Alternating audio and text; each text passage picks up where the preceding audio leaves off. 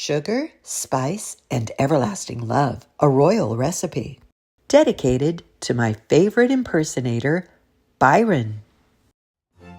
In the kingdom of Rosehaven, Prince Byron was loved not only for his incredible baking, but for his spot-on impersonations, his ability to mimic voices like his father King Lionel or the grumpy royal chef, brought joy, laughter, and happiness to all.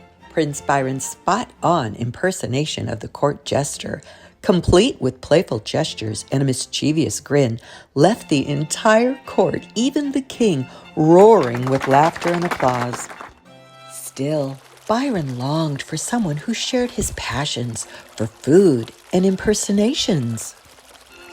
In a cottage on the edge of Rosehaven, a beautiful girl named Lori was forced to cook and clean for her cruel stepmother, Griselda, and her stepsisters, Minerva and Claudia. Though they tried to ruin her efforts at every turn, Lori found comfort in her loyal Labrador dog, Oliver, and cheerful Robin, Pippin, who often came to her rescue. When a ball was announced for Byron's birthday, Griselda forbade Lori from attending. Instead, she demanded Lori bake a raspberry torte for Minerva and Claudia so they could present this as their own. As the family left for the ball, Lori sat crying in the kitchen until her Fairy Godbaker appeared, waving a wand shaped like a rolling pin.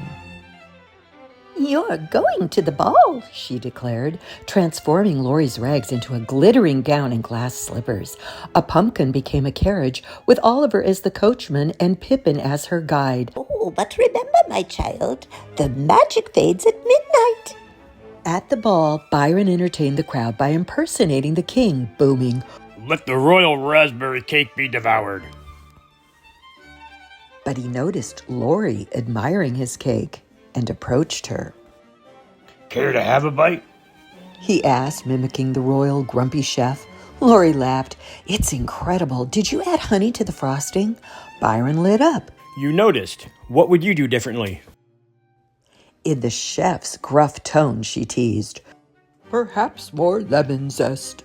The two bonded over recipes and impersonations, their laughter filling the room.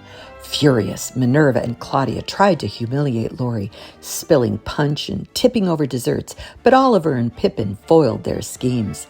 As the clock struck midnight, Lori fled, leaving behind one of her glass slippers. Determined to find her, Byron disguised himself as a baker, offering raspberry cake to every household. When he arrived at Griselda's home, Minerva and Claudia's cakes were disasters. Locked in the pantry, Lori escaped with Oliver's help just as Byron was about to leave. "It's you." Byron said. "But first, how do you balance tart and sweet in a raspberry vanilla cake?" "Lemon zest in the batter, honey in the frosting." The slipper fit, and Byron knew she was the one. They married, filling the palace with joy and laughter, and the sweet scent of their creative recipes, which they shared with all the kingdom. The end.